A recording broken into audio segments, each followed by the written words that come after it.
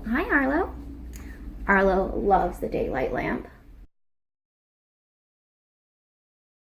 Hey, so I just wanted to talk a little bit about my time at diversity camp because it was really an interesting experience. It was a lot of fun, and I thought I'd give you guys a quick update.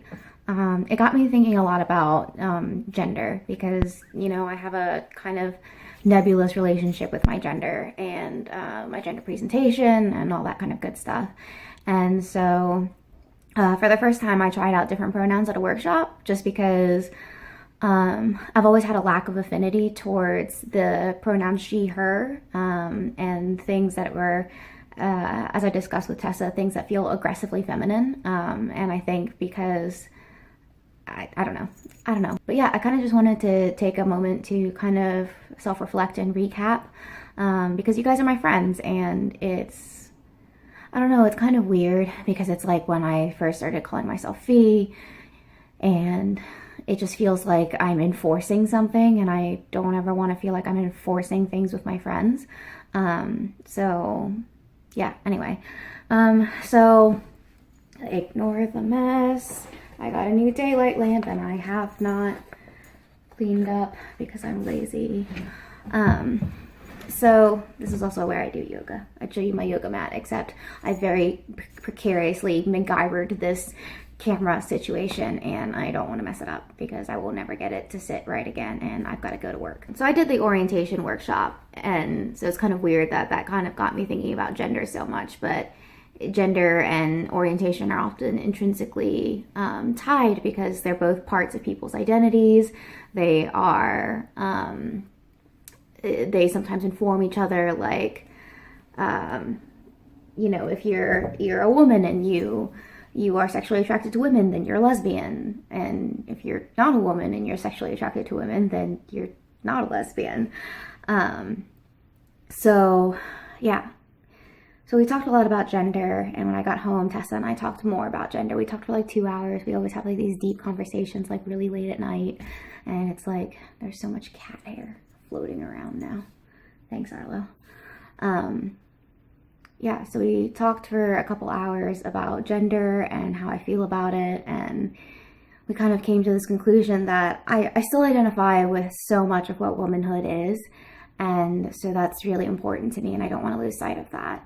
But at the same time, there are also things about womanhood, and I can't really quite put my finger on them, that don't sit well with me, the same way certain clothes don't sit well with me, and certain looks don't sit well with me. Cat butt, cat butt, cat butt, cat butt. And so the way I dress and the way I present myself is sort of a way of subverting femininity, of saying, I am a woman, but I choose to look this way. So if we had to kind of put vocabulary to my gender, which is not super important in that, like, I don't feel like I need words to define who I am, but it is really helpful to have words to talk about who I am. So we kind of thought, I'm an androgynous or gender neutral presenting woman, and yeah, and so I've joked a lot before about being dysphoric only on Tuesdays or something like that, and so the sort of summation of my gender is just Tuesday. My gender is Tuesday. My gender is Tuesday and a nebulous relationship with my gender. And underlying all of that is womanhood. And I don't think that there's a perfect word for it. And I think that kind of summary is the best that we can do, and that's okay.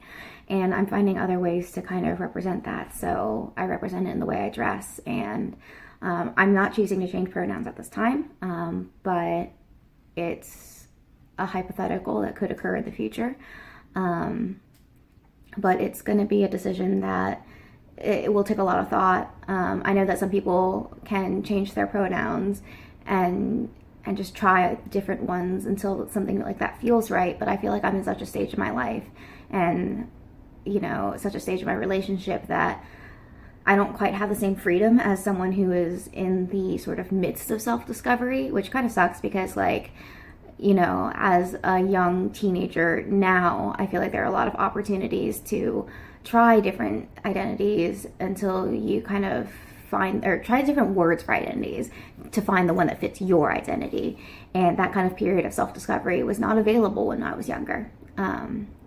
So I have less freedom of movement in terms of finding words and finding vocabulary now, but I still think it's important to try to find the right words.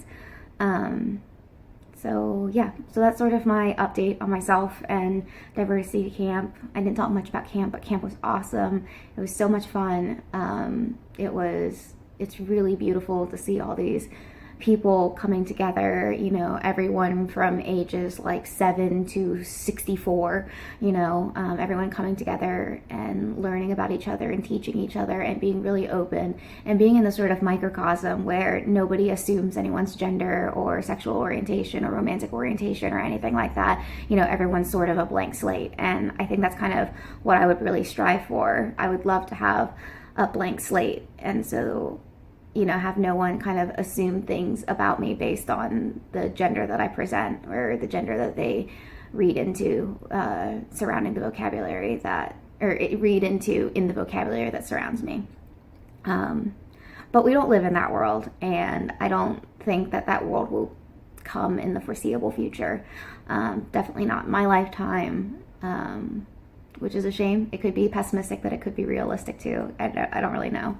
But yeah. So thank you to my friends, because I know I can trust you guys with this kind of thing. I can trust you guys with saying this. I can know that you're not going to ridicule me or, you know, think that I'm doing something that's, you know, purely for attention or, you know, trying to make things up to be special or something like that, because I'm really not.